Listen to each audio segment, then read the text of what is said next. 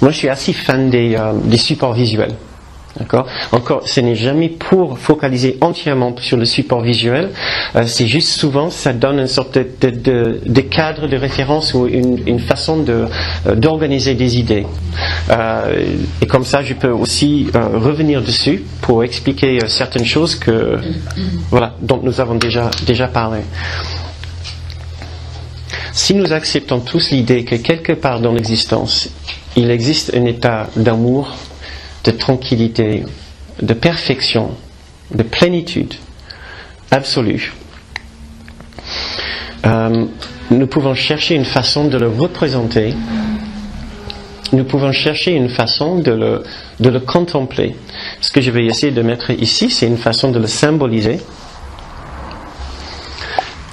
Et ça sera notre point de départ. Le point de départ pour tout dans nos cours, c'est qu'il n'y a qu'une seule réalité, et cette réalité est réelle. Ça semble bizarre de le dire comme ça. C'est juste le nombre de fois qu'une petite information va venir à l'intérieur de chacun qui dit « il y a la seule réalité, mais ». Il y a toujours un petit « mais ». Mais, tu as vu ce qu'il m'a fait quand même ? Oui, réalité d'amour, absolument, c'est absolu, c'est parfait, c'est immuable, c'est inchangeable. Oui, on a tous entendu ça depuis longtemps. Oui, mais tu peux pas imaginer ce qu'il m'a dit aujourd'hui, non mais ça dépasse. C'est dans ce petit mais-là que, comme Bruce Dennis, on casse, et on a cassé la réalité, et on a dit... La réalité ne peut pas possiblement, la réalité d'amour ne peut pas possiblement être là, puisque cette personne, il m'a dit ce qu'il a dit, et tu sais exactement ce qu'il voulait dire par ça. Il voulait dire, je ne sais pas, il voulait certainement suggérer que j'avais tort, que j'étais nul, je ne faisais jamais l'effort. Pensons à vos parents, aux parents en général, ou quelqu'un qui arrive à vous culpabiliser, ou par rapport à qui, à laquelle, que vous ressentez facilement une culpabilité. D'accord ? Et cette personne peut-être le sait très bien, ce qui peut activer la culpabilité chez vous. D'accord ? Où est cet amour ? Où est cet amour à cet instant-là ? Dans une partie logique, intellectuelle et mentale de notre esprit, oui, nous pouvons nous souvenir que ça doit exister quelque part, mais d'une façon, dans l'autre partie de notre esprit qui expérimente, qui éprouve nos sentiments, c'est pas du tout aimant ce que nous ressentons. C'est pas du tout un sentiment de guérison ou de paix ou de tranquillité, d'apaisement. Des fois, c'est agacement, rancune, reproche, peur. Bon, il faut qu'on explique tout ça. Alors, on a dit, quelque part, il y a une soi-disant réalité, que le cours peut appeler Dieu, ciel aussi. On a ces mots symboliques de Dieu, ciel. Nous avons aussi, bien sûr, amour, paix parfaite, etc., etc. Ce que nous voulons représenter maintenant, c'est le fait que c'est un état immuable et inchangeable. Ce qui veut dire que c'est maintenant partout, sans exception. C'est ce que ça veut dire, ce petit.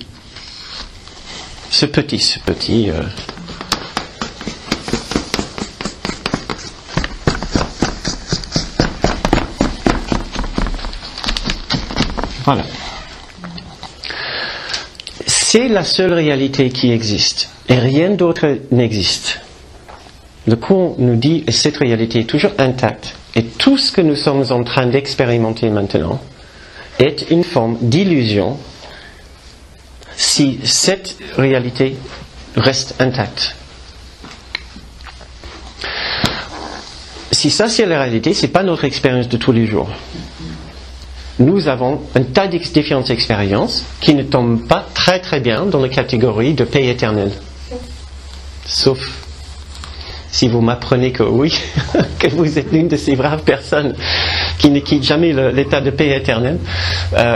Moi, je me trouve là, pas là. Je me trouve ailleurs. Justement, on va faire là ailleurs maintenant. À l'intérieur de ce magnifique état de pureté, il semble s'être produit une condition que le cours appelle une condition de séparation, dans une sorte de rêve.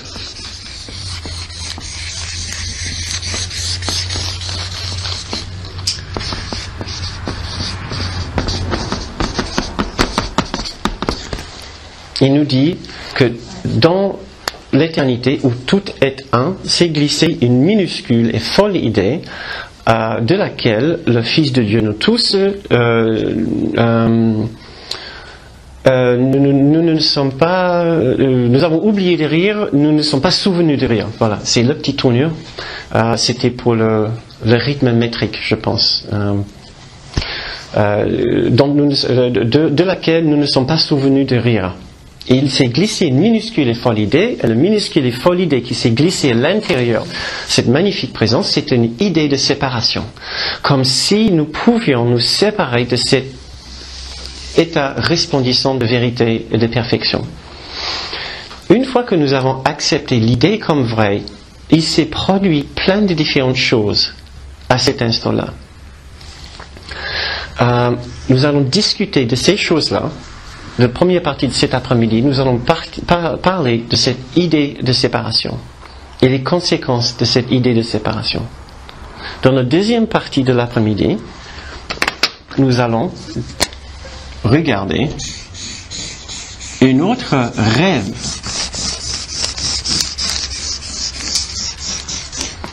Une autre chose, si ça c'est la séparation, à l'intérieur de ce rêve de séparation, ou coexistant avec cette idée de séparation, nous avons aussi besoin d'une idée de guérison. Donc je vais tout simplement mettre ici, guérison. Le cours nous apprend que puisque ça c'est la seule réalité, le bleu autour, tous les deux sont une sorte d'illusion.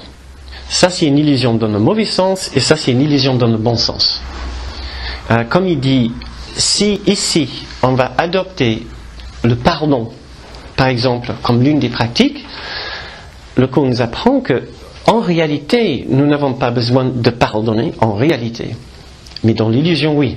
Donc, même le pardon est une illusion, mais une belle illusion. Il nous dit, Dieu ne pardonne pas parce qu'il n'a jamais condamné. Ça, c'est la structure la plus simple, le plus basique que j'ai pu trouver pour représenter le processus, la structure et le processus du cours. Et il y a une réalité, il y a une idée de séparation, une idée de guérison, et cette idée ou cette illusion de guérison elle est tellement proche, le résultat de la pratique de ces très très belles illusions, telles que le pardon, va ouvrir nos esprits suffisamment pour qu'ils commencent à laisser entrer un peu de cette magnifique réalité. Ça fait le pont vers cet état. Une fois que plus que nous pratiquons cette guérison, plus nous effaçons la séparation. Et notre état d'esprit commence à correspondre de plus en plus avec la réalité. Nous allons toujours voir la séparation, mais ça ne va plus nous réagir. Le chauffard sera toujours le chauffard. Notre maman va toujours essayer de nous culpabiliser, quoique peut-être elle va changer. Encore, désolé. Les gens vont toujours faire les bêtises. Il y a peut-être des philosophies qui disent qu'une fois que nous sommes tous dans une démarche de guérison, soudain, toute la séparation sera guérie partout dans le monde. Le cours ne partage pas cette idée pour une simple raison. Chacun a le droit de se guérir, mais chacun a aussi toujours le droit de rester dans un état de séparation. On ne peut pas, même si 2/3 de la planète retrouve le chemin de la guérison, il y a 1/3 peut-être qui vont persister, qui vont insister sur la séparation. Est-ce que tu peux dire un mot de ce que le cours entend par la révélation, quand il parle de révélation? De quoi on parle exactement? Oui. Il me semble avoir vécu des trucs comme ça, mais je ne savais pas du tout de quoi il s'agissait. Et c'est en le lisant dans le cours que j'ai dit à Bethesda, c'est peut-être ça. Est-ce que tu peux dire 2 mots là-dessus? Oui. Imaginons que nous commençons à réfléchir, nous prenons conscience qu'il y a quelque chose qui ne va pas, il y a quelque chose qu'on a envie d'avoir, une autre expérience de la vie qui n'est pas juste la séparation. À ce moment-là, si ce désir devient très intense, consciemment ou inconsciemment, on peut avoir une sorte de percée vers cet extérieur très très lumineux. Comme si soudain on a ouvert une porte, une trappe, et il y a eu un éclat de lumière, et on a su, juste pour un instant, on a vu avec une vision tellement éblouissante et claire la nature de la réalité. Le cours nous dit que notre but n'est pas ces instants de révélation. Le but, parce que à ce moment-là, on est juste en train d'ouvrir toutes ces portes. Et ça c'est bien, mais c'est pas le but. Le but du cours, c'est d'effacer la séparation. Une fois qu'il n'y a plus de pensée de séparation, il n'y a que le bleu. Il n'y a que cette lumière. Kenneth nous donnait une magnifique image qui nous aide à savoir ce que nous pouvons faire avec ces instants de révélation. Il a dit, nous pouvons imaginer que ces instants de révélation sont comme des panneaux de direction sur notre route qui nous indiquent que nous sommes dans la bonne direction. Continuez. Il est allé plus loin pour dire ces instants de révélation, si elles sont fortes et d'une grande inspiration, par la suite, notre but sera de mettre ces expériences au centre de notre vie quand on se lève le matin, de s'en souvenir et de bâtir nos vies autour de cet autel, de cet instant de révélation. Et comme ça, nos vies sont l'église que nous bâtissons autour de l'autel de la révélation. Je trouve ça une très belle image. Ouais. Pas d'autres questions?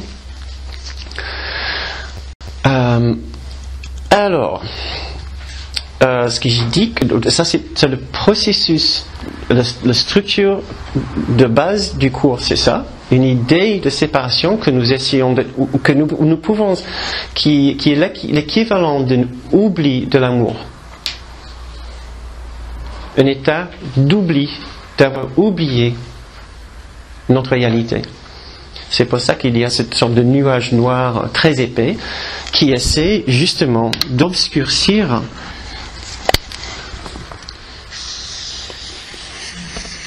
la réalité autour.